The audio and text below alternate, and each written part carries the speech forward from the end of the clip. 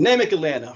So we're at that point where we're concluding Black History Month for 2024, and we've saved one of the best for last. We have JD Myers, Senior Vice President and Regional Manager for Cox's East Region. Effectively speaking, JD, I think you handle probably about a third, maybe plus or minus a third of Cox's day-to-day business. So we're going to dig into that. Yeah, exactly, right? We're going to dig into that. Well, welcome to NAMIC Atlanta's Coffee Talk. Hey, my friend, thank you for having me. It's a phenomenal opportunity to be part of this, and I was very humbled and very honored when you called me. And then when you said, "Okay, you're going to close the month," and I said, "I'm going to close Black History Month, but I want to open the door for Black History Year." So we're going to talk a little bit about that because it's not about the month; it's about the year. It's about the year. Black is the new green, my friend, and people don't even know. So JD, talk to me about that.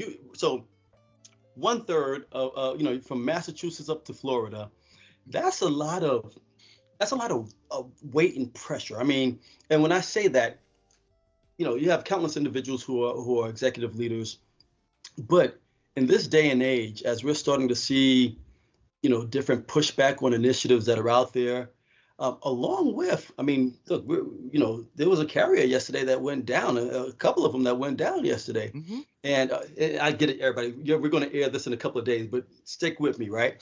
That went down, and you had impact across the board. Uber drivers couldn't drive. People couldn't get into their communities because they had their phones doing so many different things. The impact on running a business effectively is about as big as it's ever been. So talk to me about a little bit about your journey, because I didn't even realize you had an electrical engineering background. I knew about the marketing and all the other stuff, but you have so many layers of appeal. Talk to me about the journey and how it's helped you in the current role. Hey, so great question. Thank you. So can I just segue 1 second and jump on one comment you said about the impact of wireless carriers going down? So I'm gonna give everybody a new tagline. There's 3 essentials to life. There's air, there's water, and there's broadband. And there's broadband. It has been proven. I've been saying this for years, but now it's confirmed. They're essentials to life. Wow. Think about that for a minute and what happened yesterday, because everybody will see this later on and realize, oh yeah, that did happen. Yeah, now one door closed for other providers, a door opened for Cox. That's a whole other subject. So back to your question. Hit me with your question again, my friend. When you look back over your career, give me some of those highlights in terms of the responsibilities you may have had that have prepped you for where you are right now, and then I'll give you the follow-up after that. So I had the benefit of some early learning, right? My dad was into mentors. We called him Big J.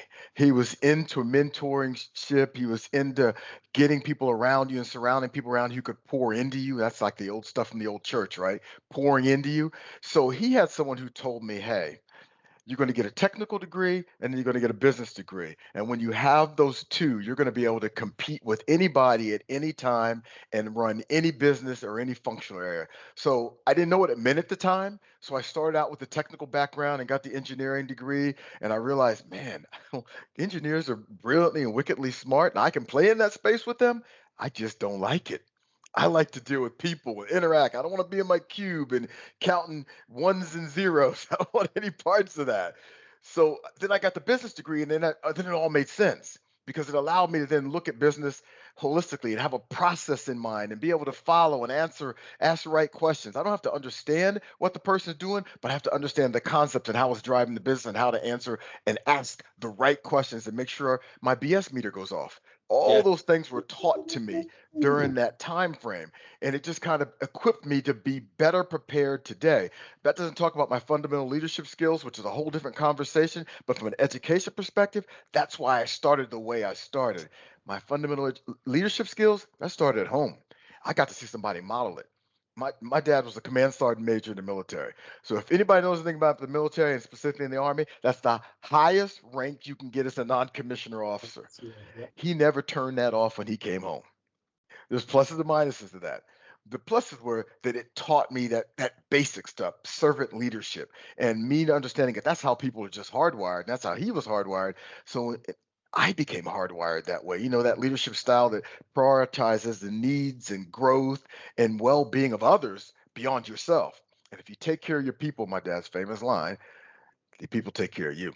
So I started that way. And then he had this line that he used to say that my mom used to always echo. And my mom was also a leader, believe it or not, in those days. She worked in the department store industry and became a store manager.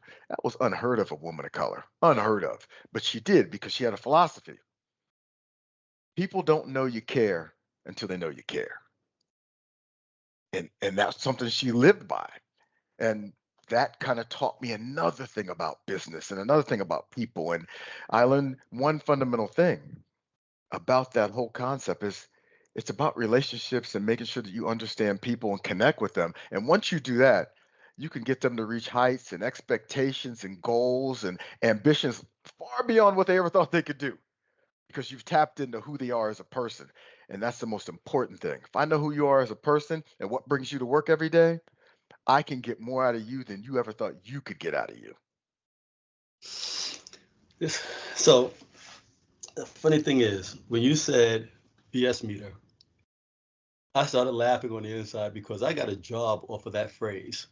So, in an interview, I was doing a panel interview, and I said, this isn't my core competency, but I was able to, whiteboard and do a whole bunch of different things they asked for. And then I said, finally, I'll be your BS meter. And somebody said, well, what's a BS meter? Wow. Wow. I said what it is, and they were like, oh. And then you just sort of light bulb go off for everybody, and like, okay, this is the guy we need. So it just made me think about that. But on that electrical engineering portion of it, that deductive reasoning, that ability to say, okay, I can put it into a structure that allows me to not know what it is going in, but on the way out, I would have been able to structure it, ask the right questions, put it with my other background, and now I get it. And my aptitude is at that point where it says, okay, I could connect these dots and these wires. And you've been able to do that. I mean, marketing, finance, business administration, EE. When you put all of that together with what your parents infused in you, it gives you the results of what you have in front of us right now. A man who's operating a third of the number one family operated communications company in the country, right? And so, kudos. Now, JD, you're highly decorated, highly awarded throughout the. I'm not going to go down the line on this, that, and the other, but I want to get a Please, better. please don't. Right? We'll be here for a while, right? Yeah. Outside of your parents, where did that passion come from? To I'm gonna tap on the mentorship side in a minute, but to lead, because you're a natural leader. When we first met years ago, I don't know if you remember, we were in a lunchroom somewhere, and somebody said, so I said, that's my guy. And you sort of looked at me like, huh? I said, nah, you don't understand right now. Your mannerisms, what you said, it resonated. I understood not your journey, but the framework of your journey, because I could see certain things about the way you move, the way you walk in the room, the way individuals reacted to you without saying a word. You saying a word. And so when seeing that, it has pros and cons. Obviously, you know them, you live them, right? But what was the driver of your passion past and in a way present? But stay away from mentorship, because I want to touch on that a little later on. Wow. I didn't know I was going to be humbled this whole conversation. Wow. Wow. That's You know how touching. you Thank move. you. Come on, JD. It's humbling when you hear it. I'm with you on Yeah. that, because sometimes when somebody puts it in your face, you're like, oh, Yeah. yeah, I understand you saw it. Yeah. For real.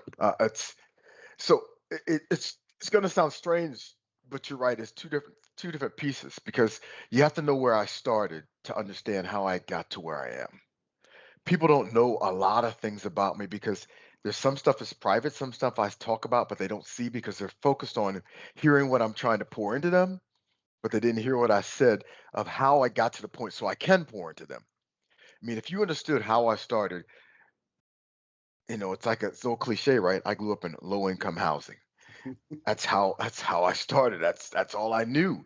Um, I knew I grew up being poor, but I didn't know it was poor. That's just how I grew up. I know it's poor now, I actually grew up with two parents, and not everybody can't say that. I had both of my parents, and both my parents are working parents. So I was a latchkey kid. Okay, a lot of people don't understand what that means, but I was a latchkey kid growing up. So I was the oldest male sibling.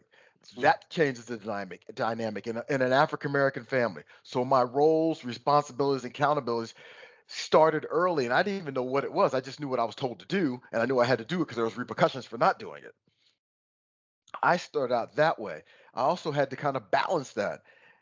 I grew up black child, low income housing with a learning disability. I am dyslexic and 100% dyslexic. So I had to learn how to learn. I got challenged early on about my intellect and my intelligence until one point when my mother walked into school and said, "That's it, I'm taking him to get tested." And this was like in middle school. And then I came back from my testing and they said, hmm, she got the scores and she went back and she asked the doctor, I'm listening, what's an average score? And she said, his doctor said, well, here's the scale, here, here, and here. And she said, well, where's my son? And he goes, oh, he's up here. She says, your son has a well above average IQ. Matter of fact, the principals who were challenging him, I can guarantee his IQ is higher than theirs. But they didn't know how to deal with you. They didn't know how to deal with me because I was dyslexic. And back then there So, wasn't no dyslexia. So they didn't know how to deal with me and I didn't know how to learn. And typically people who are dyslexic, like I am, and there's many of them I could name, many CEOs and executives in businesses today, from Bill Gates to the guy who launched Dell computers, I could just go on and on and on. Until you learn how to learn, you're labeled with a learning disability. When in yeah. reality, dyslexia is a learning disability. But once you learn how to learn, you realize that your IQ is extremely high.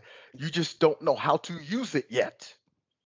So it took me to learn how to learn. And once I did that, I went from struggling in school to finishing number one in my class in college for EE, number one in my class for college for an MBA in finance, number one in my class for undergrad in finance, and number one in my class for an MBA in marketing.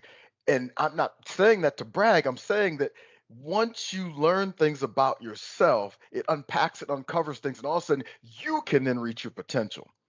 So learning that and knowing that and realizing that I had to manipulate and find different ways to learn, it leads me to be the leader I am because I reach people where they are. Yeah. And I reach them where they are. And I may work with you this way, or I may communicate with you this way, or I may be direct in your face in this way. I may show you love and affection because I know that's what you need to overcome whatever demon you have, because everybody's got them to really reach your potential. It taught me how to do that, to approach people as they are, because people who are dyslexic kind of look at the world differently. And that's a long way of answering your question. But once that happened, then later in my life, and I got older, I realized, oh my gosh, I found my purpose. Mm. My purpose is not to come in here to excel and propel up my career path. That's going to take place. My purpose is if I pour into you and I pour into you and I pour into you, at some point you're raising so high, it's going to push me. Yeah. And it moved, and I moved, and I moved, and I moved. And I look at Cox, and I'm starting my 18th year here, and I've been promoted 5 times, and I manage over $3 billion worth of our business. How many Black people can say that? Thank you. How many Black people can actually say that? There's only a handful of people who can say that who are people of color, because I've been blessed because of what others have done and accomplished. It's brought me along. And then I realized it's not that I have a gift, it's realized it's part of how I've been wired, the blessings that I have from above that allows me to talk to you and figure out what you need to hear from me, which is really not from me. I'm just a vessel and a vehicle to tell you to help propel you. It's a long way of answering your question, my Oh friend. no, that's the appropriate way of answering the question. Anything less than that would be short-sighted on it, right? But the other side to that, right? And I know I got limited time with you today, but the other side to that is when you have accomplished so much and you are mentoring and building individuals up, sometimes within those building blocks, people that you regard as high poles, rock stars, when their journey takes them away from you, you're happy. But I also got to see the side of you when you were reflecting on it, and it was a sadness that was there as well, right? You're happy for them because you know they're going to go do great and wonderful things. But there's also a sadness in you that says, damn, if I had them, I could also keep on helping shape their journey in a way, but I don't want to limit them. So go forth and conquer where you are. I'm Yeah. still going to be there. But I saw it. I saw it in that moment. I have a picture of it. I'm going to send it to you. I will never share it except to you, because it was a moment of introspection and reflection that you had. But I, to a certain degree, not the same degree, but I understood it because I've lived that my daggone self, where it's like, wow. Yeah, that one's going to hurt. But it's Yeah. going to hurt me. It's going to hurt others probably a little bit more direct, but because you didn't necessarily see what you had to be able to. You know what? That brings me down to another area, right? I'm going to throw two questions that I'm going to go to where I want to go with you on this one, right? When people misuse the word rock star, I hear too many. Everybody can't be a rock star. That's just For sure. right. You got a room full of rock stars, right? But so I was going to talk to you about early career, mid-career journeys, but I want to get to that senior leader, that executive leadership, and see how you can lean in when talking about how they deal with employees. Because you're a sports person, I know that. You still look like you can go play college, damn near semi-pro ball right now, and I know how old. I can take one hit. That's about it. So one hit, you're done, right? But when we look at the Pat Rileys, the Phil Jacksons, the Mike Tomlins, right? They all took the challenge that said, when I'm dealing with high level athletes, people, egos, I have to be able to, you said it earlier, deal with them separately but equitably, right? But there's a difference between those who can do it and say, okay, we had a good regular season, we may have made it to the playoffs, versus those who are championship level, right? You don't get to run 3 billion plus in P&L by being average. So I'm gonna have you leave us with this final question. If you're talking to your younger self, maybe not too much younger, but younger, and advising that individual on how to lead individuals at that true rock star level to win championships, to win rings, not necessarily for you, but for your organization and for themselves, what would you be saying to that person or those people? That was a learning journey for me because everybody. I'm saying this respectfully for people who are listening to it. Anybody can lead average people. A monkey can lead average people. Anybody can. That doesn't take a whole lot of talent if you just lead average people because you're just kind of pointing them in a direction. It's like herding sheep. It's pretty easy. It's when you start getting the people that you call rock stars, which I call the 1% of the 1%. That's what I'm talking about. Because when Yes. you start managing the 1% of the 1%, that's what separates the Phil Jacksons and the Mike Tomlins. That's what separates them. You have to be able to reach them. So I always say when I say reach them where they are, you got to find out what brings them to work every day. You got to find out what their drive and their motivator is. And sometimes it's just a little thing. It's just a little thing, but you have to tap into that little thing and then keep your pulse on it at all times. Those are the individuals that are the most difficult to coach because they've been so successful in their career that they've never been coached. And because they've never been coached, immediately when you start coaching them, they think that you're in their sandbox. They think that you're micromanaging them. And you have to get to them and connect with them and say, look, my goal is very simple with you, is to have you become even more than you think you can become, is to have you operate. You're operating at an extremely high level, higher than most. But I want to get one more degree out of you, one more inch, one more percentage point out of you. And if I do that, you're going to be at a level where people are going to look at you and go, oh my gosh, who is this person? They are super talented. I want them on my team. But the first thing they're going to say is, but I don't know how to lead them. Because you hear it all the time about talented people. I don't know how to lead them. And I always say, that's because you're not a leader. You're a manager. You manage activities, you manage tasks, you manage opportunities. But people who lead people know how to tap into people, tap into what brings them to work every day, and then communicate and relate to them because you meet them where they are. If this person is here, every person has a vulnerability. And I have to explain to them that, look, it's really important that you understand you are super talented, but here's a feature of yours, a skill set of yours, a trait of yours, that if we move this trait from being a good trait to a great trait, oh my gosh, you'll be able to name your price. So the person you were talking about, I told that person, I said, if I teach you this one thing, you're going to surpass me in my career path in the next 5 to 10 years. Surpass me. Because you need this. I know what this is. I know how to teach you this. I know what you're going to need to do to get this, but you're going to have to leave me to get this. I'm going to set you up. I'm going to give you the skills and the tools, but you're going to have to leave because you're going to have to go work on it. You're going to have to do it. You're going to have to live it. You're going to have some sessions. You're going to have to call me back and say, hey, I'm struggling with this, and I'm going to have to say this. You're going to have to fail a little bit. You're going to have to, the old analogy, you have to take in a little water and start to choke a little bit, but I'm not going to let you drown. I'm just going to let you take in the water and get that choking feeling. Because once you get the choking feeling, you'll never forget it. And you'll never want to do it again. But you got to leave to do that. And that is what I'm talking about. And that's what separates the Tomlins and the Phil Jacksons and Nick Sabans. That's what separates them from everybody else. I don't even want to leave on that note. I have like, we're going to have to bring you back. You know I don't want to leave on that note. I know you only have 1 minute left, and I've got follow-up after follow-up. JD, thank you. I appreciate you. What a way to close out Black History Month. Goodbye.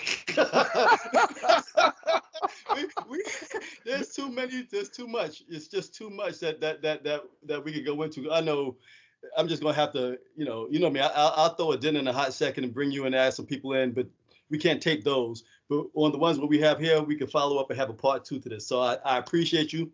Thank you. Thank you. Bring me back anytime because there's so much more I want to talk about. Yeah. I really need to kind of talk to people about mentorship, sponsorship, and allyship because We didn't there's even so get to go much there. I know. confusion. We need to get there. We need to talk about that. But I just want to remind people this final comment. I said it earlier, and they may have lost it in the conversation. Black is the new green. Don't lose sight of that. Your window and your opportunities are open. As they say in the Bible, we are in our season. And water, air, and broadband. The new essentials to life, my friend. Those are 2 nuggets I will leave you with, man. Be good, be blessed. Thank you. Happy Black History Year for all of you. Let's make it be a great, great year. Take care, my friend. Take care, JD.